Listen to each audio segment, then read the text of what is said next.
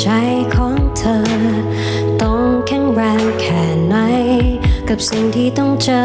มามากมายต้องแบกรับไว้ซ้ำๆอย่างนี้คงไม่มีอะไรแนะนำหรือหนทางที่ดีแต่สิ่งที่ฉันพอจะมีคือความหวังดีให้เธอเสมอให้เธอได้เป็นตัวเองในพื้นที่ปลอดภัยจะมีฉันอยู่ตรงนี้ฟังด้วยหัวใจแค่หลับตาหยุดพักดูสักครั้งบอกเรื่องราวบาดแผลความเจ็บช้ำลบลอยน้ำตา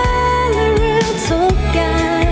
ให้เธอระบายใจกับฉัน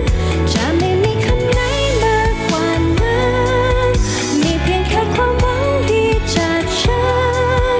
อยากเป็นที่พักให้ใจเธอบ้างให้เธอได้วางเรื่องทุกอย่างปล่อยทิ้งไป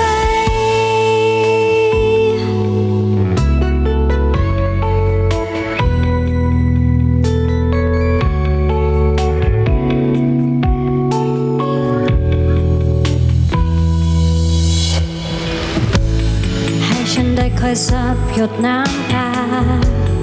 ในเวลาที่โลกดูโหดร้ายถ้าอยากระบายฉันไม่ไปไหนให้เธอได้เป็นตัวเองในพื้นที่ปลอดภัยจะมีฉันอยู่ตรงนี้ฟังด้วยหัวใจแค่หลับตาหยุดพักดูสักครั้งบอกเรื่องราวบาดแผลความเจ็บช้ำปลดปล่อยน้ำตาและเรื่องทุกอย่างให้เธอระบายใจกับฉันจะไม่มีคำไหนมากกว่านั้นมีเพียงแค่ความหวังดีจากฉันอยากเป็นที่พักให้ใจเธอบ้างให้เธอได้วางเรื่องทุกอย่างปล่อยทิ้งไป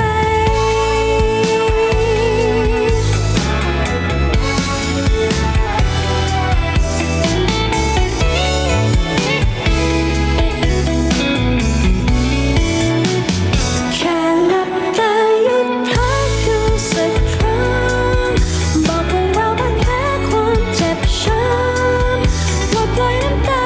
และเรื่องทุกอย่างให้เธอระบายใจกับฉันจะไม่มีคำไหนมากกว่านั้น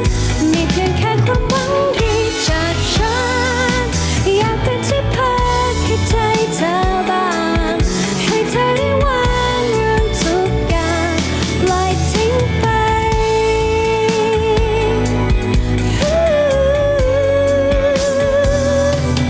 อยากเป็นที่พักให้ใจเธอบ้างให้เธอได้วางเรื่องทุกอย่างปล่อยทิ้งไป